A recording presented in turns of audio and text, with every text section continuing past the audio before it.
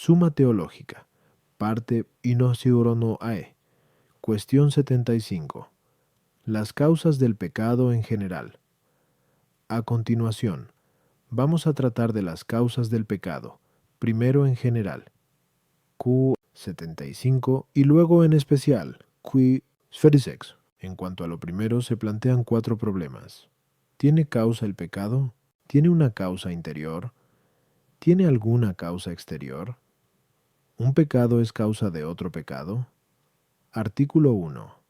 ¿Tiene causa el pecado? Lat.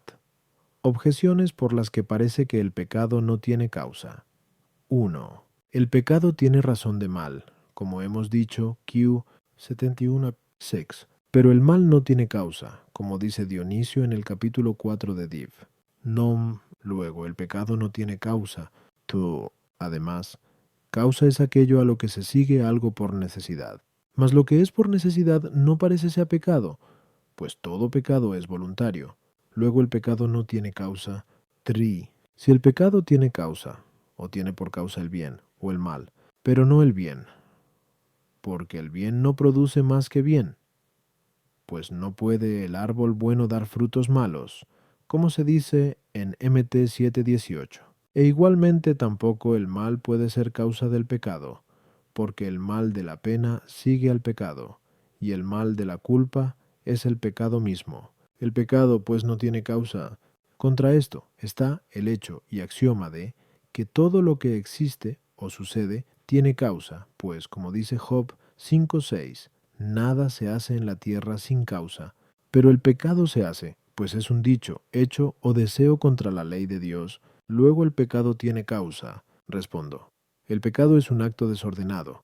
Por parte pues del acto tiene su causa directa, como cualquier otro acto, mas por parte del desorden tiene causa del mismo modo que pueden tener causa la negación o la privación. Pero a la negación de algo se puede asignar una doble causa. Primero, la falta de causa. Esto es, la negación de la causa misma es causa de la negación en sí. Quitada la causa, se quita el efecto. Así, la causa de la oscuridad es la ausencia del sol. Segundo, la causa de la afirmación a la que sigue la negación es accidentalmente causa de la negación consiguiente. Así el fuego, causando calor en virtud de su tendencia principal, consiguientemente, es causa de la privación del frío. El primero de estos modos de causalidad puede bastar para la mera negación, mas, como el desorden del pecado y cualquier mal no sea mera negación, sino privación de aquello que a una cosa le compete naturalmente y debe tener, es necesario que tal desorden tenga una causa, agente accidental, pues lo que es natural y se debe tener nunca faltaría sino por alguna causa que lo impide. Y según esto, hay costumbre de decir que el mal, que consiste en cierta privación, tiene una causa deficiente o eficiente accidental, mas toda causa accidental se reduce a otra esencial o directa, como pues el pecado por parte del desorden tenga una causa eficiente accidental, mas por parte del acto tenga una causa eficiente esencial o directa, síguese que el desorden del pecado resulta de la causa misma del acto. Así pues, la voluntad carente de la dirección de la regla de la razón y de la ley divina, tendiendo a un bien mudable, es causa directa del acto del pecado, e indirecta del desorden del acto, que está fuera de su intención, pues la falta de orden en el acto proviene del defecto de dirección en la voluntad. A las objeciones 1. El pecado no sólo denota la privación misma del bien, que es el desorden, sino que denota el acto bajo tal privación, la cual tiene razón de mal. ¿Y de qué modo tenga causa? Lo acabamos de decir. En sol. Do. Si aquella definición de causa ha de verificarse universalmente, debe entenderse acerca de la causa suficiente y no impedida, pues acontece que una cosa es causa suficiente de otra, y sin embargo su efecto no se sigue necesariamente por un impedimento que sobreviene. En otro caso se seguiría que todas las cosas sucederían por necesidad, como es claro por el libro sexto de los Metafísicos. Así pues, aunque el pecado tenga su causa, sin embargo, no se sigue que sea necesaria, porque el efecto puede ser impedido. 3.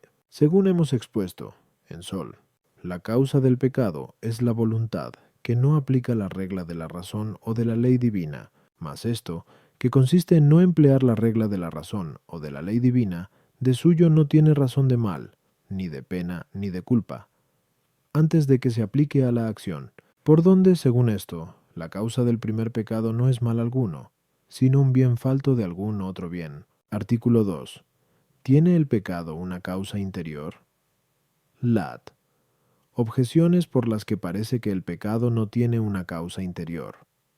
1. Lo que es más interior a una cosa siempre está presente. Sí, pues el pecado tuviera una causa interior, el hombre pecaría siempre, ya que, puesta la causa, se sigue el efecto. 2. Además, una cosa no es causa de sí misma, mas los movimientos internos del hombre son pecado.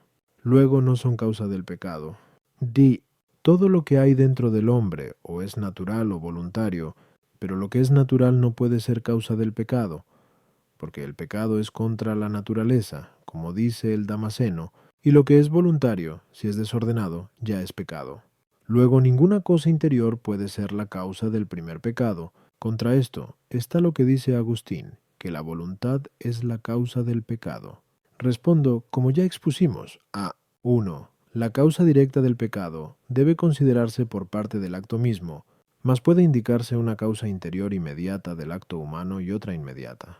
La causa inmediata del acto humano es la razón y la voluntad, según la cual el hombre es libre en su albedrío. La causa remota es la aprehensión de la parte sensitiva y también el apetito sensitivo. Así pues, como la voluntad se mueve a algo según la razón por el juicio de ésta, así también el apetito sensitivo se inclina a algo por la aprehensión de los sentidos, y esta inclinación a veces arrastra a la voluntad y a la razón, como se verá más abajo. Q. 77a. Por consiguiente, se puede señalar una causa interior doble del pecado, una próxima, por parte de la razón y de la voluntad, y otra remota, por parte de la imaginación y del apetito sensitivo, mas como dijimos arriba, 1. Que la causa del pecado es un bien aparente que mueve con carencia del motivo debido, esto es, de la regla de la razón o de la ley divina. Ese mismo motivo, que es el bien aparente, pertenece a la aprehensión del sentido y al apetito. Pero la ausencia misma de la regla de vida pertenece a la razón, a la cual corresponde por naturaleza considerar dicha regla, mas la perfección misma del acto voluntario del pecado pertenece a la voluntad. De modo que el mismo acto de la voluntad, supuestas estas premisas, ya es un cierto pecado.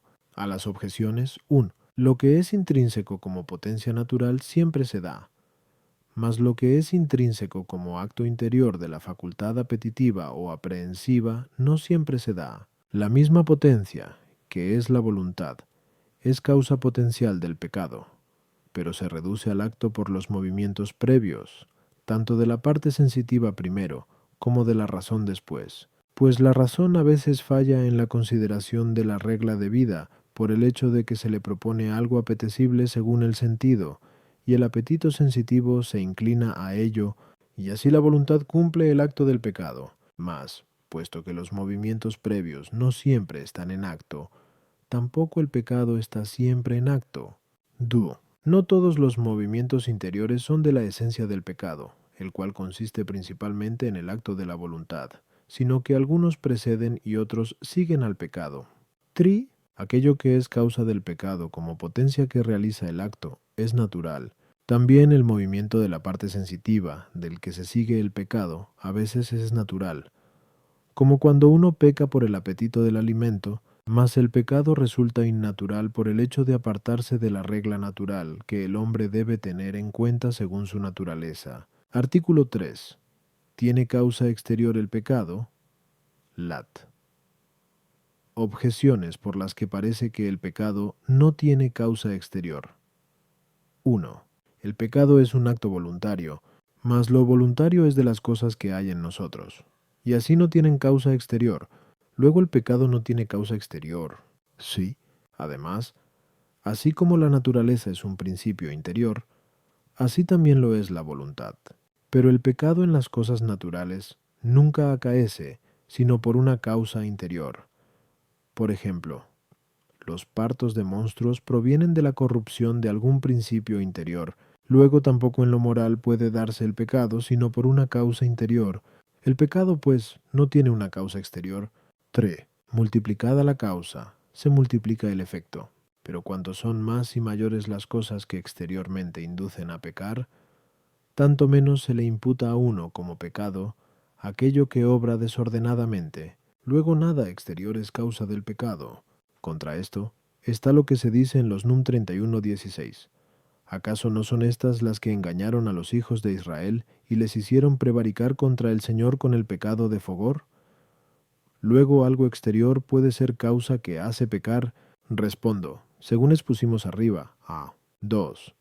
La causa interior del pecado es la voluntad, como consumadora del acto del pecado, y la razón, en cuanto que carece de la regla de vida, y el apetito sensitivo, que inclina al mal. Así, pues, una cosa externa puede ser causa del pecado de 3 modos: o porque mueva inmediatamente a la voluntad misma, o porque mueva a la razón, o porque mueva al apetito sensitivo.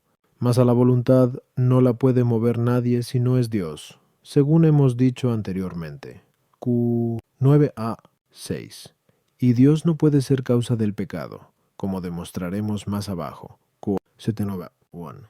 Por donde resta que ninguna cosa exterior puede ser causa del pecado, a no ser en cuanto mueva a la razón, como el hombre o el demonio que persuade a pecar, o moviendo el apetito sensitivo, como lo mueven algunas cosas sensibles externas, mas ni la persuasión exterior mueve necesariamente a la razón en las cosas prácticas, ni tampoco mueven necesariamente al apetito sensitivo las cosas propuestas exteriormente, a no ser que acaso esté dispuesto de algún modo. Y con todo, tampoco el apetito sensitivo mueve necesariamente a la razón y la voluntad.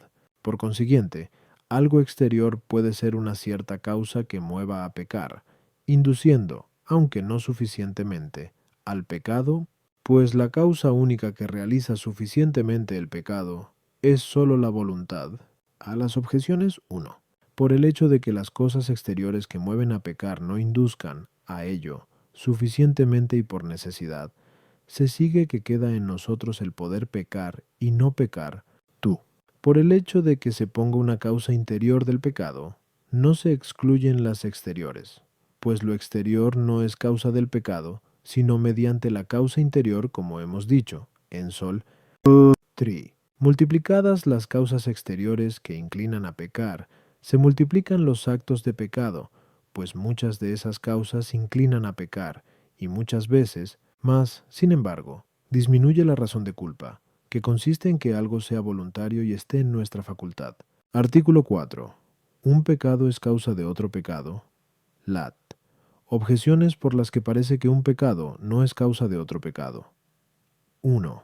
4 son los géneros de causas, y ninguno parece convenir con que un pecado sea causa de otro pecado, pues el fin tiene razón de bien, lo cual no compete al pecado, que por esencia es malo, y por la misma razón, el pecado tampoco puede ser causa eficiente, porque el mal no es una causa operante, sino que es débil e impotente, como dice Dionisio en el capítulo 4, de Div. Y la causa material y formal parecen tener lugar solo en los cuerpos naturales, que están compuestos de materia y forma. Luego el pecado no puede tener causa material y formal. Además, producir una cosa semejante así es propio del ser perfecto, como se dice en el libro 4 de los Meteor. Pero el pecado por su misma naturaleza es imperfecto. Luego un pecado no puede ser causa de otro pecado. 3. Si la causa de este pecado es otro, por la misma razón la causa de este otro será otro pecado, y así se iría hasta el infinito, lo cual es absurdo. Luego un pecado no es causa de otro pecado. Contra esto está lo que dice Gregorio, comentando a Ezequiel: el pecado que no se borra pronto por la penitencia es pecado y causa de pecado. Respondo. Teniendo el pecado causa por parte del acto, un pecado puede ser causa de otro del mismo modo que un acto humano puede ser causa de otro. Sucede, pues, que un pecado puede ser causa de otro según los 4 géneros de causas. Primero, según el modo de la causa eficiente o motora, tanto directa como indirectamente. Indirecta, como el que remueve un impedimento, se dice móvil indirecto. Cuando, pues, alguien por un acto pecaminoso pierde la gracia, o la caridad, o el pudor, o cualquiera otra cosa que le retraía del pecado, cae por eso mismo en otros pecados.